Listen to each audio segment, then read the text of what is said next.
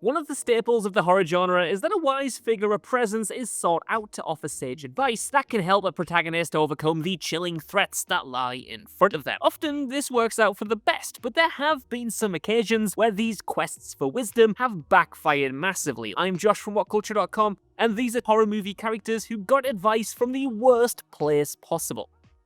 Caroline delving deep into voodoo, the skeleton key.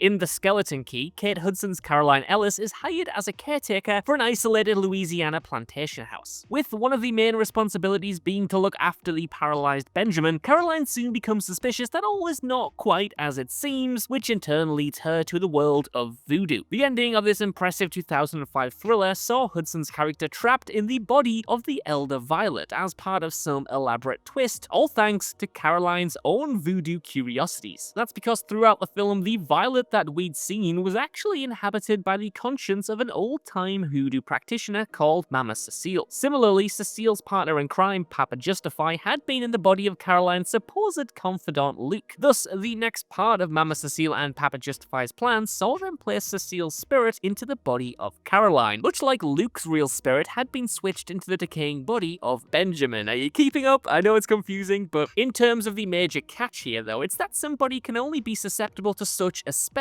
if they actually believe in voodoo to begin with. And that's where Caroline shot herself in the foot, as seeking out advice on voodoo made her a believer and opened her up to this possession. Lloyd befriending Jack, The Shining. The one caveat about The Shining is that Jack Torrance is absolutely becoming consumed by insanity as part of his descent into the madness at the Overlook Hotel. But still, taking advice from bartender Lloyd was undoubtedly one of Jack's biggest mistakes in Stanley Kubrick's iconic 1980 picture. After Jack Nicholson's character casually remarks that he'd give his soul for a drink, like magic, Lloyd appears behind the main bar of the Overlook, providing a shoulder to lean on, an ear to chew, and a non-stop flow of free booze. Upon Jack opting to vent at Lloyd about his wife Wendy, the barkeep fires back with some ominous advice that Jack eventually ends up taking far too literally, that being, quote, women can't live with them, can't live without them. The Torrance family patriarch was in the early stages of losing his grip on reality at this point in time anyway, and the advice of Lloyd proves a pivotal part of The Shining's narrative, as it's from here on out that Jack really starts to let loose. Cooper seeking answers in the good book, Red State. With Red State, Kevin Smith made his first venture into the world of horror, and in typical Smith fashion, pulling on his much-discussed Catholic upbringing, it was a horror based around the extremities of faith. Inspired by the very real Fred Phelps and his Westboro Baptist Church cult, Michael Parks is on phenomenal form here as Hasta Abbott Cooper. Dedicated to the Bible in the most worryingly extreme of ways, he hammers home messages of hate against those who oppose what the book supposedly instructs of him. John Goodman's Special Agent Joe Keenan is the person leading the charge against this nutjob crew, and a final act shootout sees Cooper's trust in the Bible leading to his downfall. Hearing a deafening noise that he believes to be the rapture, the pastor suddenly drops his weapons, mocking Keenan and his team with the realization that a higher power is on the way. Unfortunately for him though, there was no higher power at play at all. Instead, it was just a prank played by pissed off students, and Pastor Cooper and his cult end up arrested. Kevin listening to the literal devil, the devil's advocate. The Devil's Advocate is a movie that maybe gets a little forgotten about when looking at classics of the 90s. And that's a shame, because Taylor Hackford's Picture is a great movie if taken at face value, even if it is a tad cheesy at times. I mean, Al Pacino in particularly seems like he's on a mission to simply devour as much scenery as possible, probably ordering it for like breakfast, lunch, and dinner every single day he was on set. As for the plot itself, The Devil's Advocate finds Keanu Reeves' ambitious lawyer Kevin Lomax being mentored by Pacino's John Milton. Not only is Milton eventually revealed to be Kevin's father though, but this slimy mentor figure is also the literal devil himself. Consequently then, throughout so much of the Devil's Advocate's 144-minute runtime, Reeves' character finds himself unknowingly turning to Satan during his times of need. And while Milton doesn't necessarily force his son's hand for the most part, there's often a devilishly suggested manner in which he approaches the trials and tribulations that Kevin finds himself in the midst of. Visiting the wrong dentist, the dentist. 1996 is a pivotal year in slasher history and in horror period, with that being the year that Wes Craven's Scream poked fun at tired tropes and reinvented the slasher genre. But it shouldn't be overlooked that that same year also gave us Brian Usner's god-awful The Dentist. Very much playing the same lame notes of the slashers that had preceded it, The Dentist centers on, what else, a deranged dentist who brutally takes out his anger on his unsuspecting patients. These poor casualties had only gone to Dr. Alan Feinstein for advice on how to keep the old gnashers healthy, but instead were confronted by an insane dentist who went to extreme excesses in his methods, ranging from unnecessary teeth removal to stealing underwear to choking a patient to forcefully taking off braces and to lethal injections and all-out murder.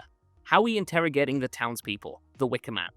In his quest to find lost young girl Rowan Morrison, Edward Woodward's least shagged man Sergeant Howie enters the most shagged island of Summerisle and seeks out advice in all the wrong places. Quite quickly, it becomes clear to Howie that this tiny community is not as idyllic as it may seem, and even worse, the island's dedication to a pagan way of life goes against Howie's devout Christian beliefs. Woodward's God-fearing lawman is first shunted by the missing girl's mother, yet it's heading to the island's school that really puts things in a spin for Howie. Seeking advice on what may have happened to Rowan, the sergeant finds a classroom that denies the girl's very existence, while the teacher advises him to investigate Rowan's burial plot. It's here, in looking to exhume the purported body of this youngster, that Howie meets Christopher Lee's charming Lord Summerisle. From the island's de facto ruler, Howie learns of the rituals that keep the Summerisle locale ticking over, and of the island's propensity for a little bit of human sacrifice. Sergeant Howie then tries to make his escape via seaplane, only to find said plane sabotaged as his toasty fate starts to lurk up on him. Captain Spaulding puts the wheels in motion. House of 1000 Corpses. Rob Zombie's 2003 directorial debut, House of 1000 Corpses, introduced the horror world to the visceral, grimy, and disturbed aesthetic of the raucous foray into fully fledged filmmaking. The feel, tone, and visuals of Zombie's movies are not for everyone, admittedly, but there is a rabid fanbase who will eat up whatever he serves up on the silver screen, particularly when it comes to the torturous, twisted Firefly clan. For the group of disposable young adults who find themselves thrown into the Firefly world in House of 1000 Corpses, things could have been also different had they not sought the advice of Captain Spaulding during the movie's opening act. Stopping for supplies from the character in question, the group let their curiosity get the better of them in their quest to pen a book about quirky roadside attractions. Hearing about the ominous legend of Dr. Satan, they poke Sid Haig's crazed clown for further details, to the point where they find out the location of the tree where the old doctor was supposedly hanged. From there, it's all downhill when the intended journey to this tree sees them come across Baby, which in turn leads them to their demise at the Firefly house. Sandina proves absolutely useless. Drag me to hell. $10,000 for a botched seance that features a demented ghost, a vomited up dead cat, and the death of the wise soul whose advice you've sought out for that fee in the first place. Yep, things didn't go well for Christine in Drag Me to Hell. In the movie, after Christine had turned down a mortgage extension for a truly desperate Sylvia Ganush, a curse is placed upon her for bringing shame to the proud elderly lady. When things take a turn for the eerie, she and her partner Claire visit a fortune teller for advice on how to deal with this haunting pickle. Skip ahead through the death of Ganush, the sacrificing of Christine's kitten, and a bunch of creepy hallucinations, and our cursed hero is directed towards an all-powerful figure called Sandina. Sandina plans to summon the demon who's been tormenting Christine and place this sinister figure into the form of a waiting goat, then kill the goat and the spirit in one fell swoop. This, of course, goes spectacularly wrong, with the demon possessing Sandina and her assistant, causing that assistant to sick up the aforementioned dead cat, killing Sandina and her aide, and causing a goat to mock Christine. Visiting the cult-approved doctor, Rosemary's Baby. As you may already know, 1968's Rosemary's Baby culminates with Mia Farrow's Rosemary giving birth to the child of Satan. For Rosemary herself, she could have nipped this demonic problem in the bud a little bit earlier, or at least become aware of it far earlier, if she'd have stuck to her guns and visited her regular doctor, Dr. Hill. Instead, our headline act opted to follow the advice of her neighbors in using a Dr. Abraham Saperstein as her consultant through the pregnancy. Even when Rosemary is displeased with Dr. Saperstein, she still takes the advice of her husband Guy in not going to Dr. Hill for a once-over. Of course, it would also later be revealed that Guy, Dr. Saperstein, and the neighbors are all in on this together, as Rosemary ends up giving birth to the spawn of Satan for the cult that's revealed to be at the center of Rosemary's Baby.